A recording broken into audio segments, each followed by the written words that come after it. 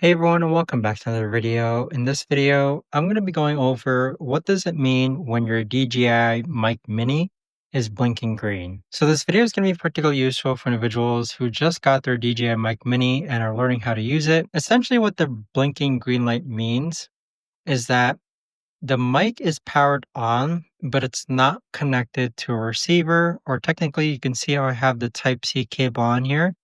If I plug this into my iPhone, for example, or a Type-C receiver, it should go ahead and stay green. So it's basically just waiting for like a power source is my interpretation of it. And you can see here that this is the transmitter too.